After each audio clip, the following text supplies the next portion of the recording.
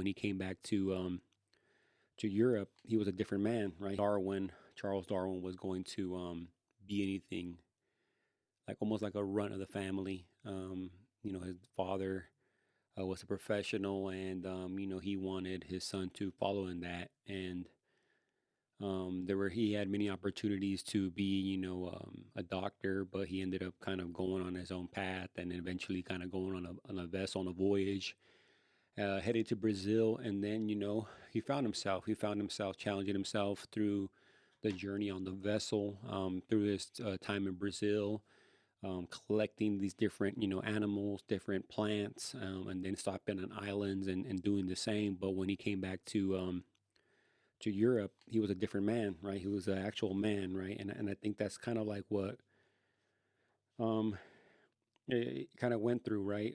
He kind of went through a change, the journey kind of changed him.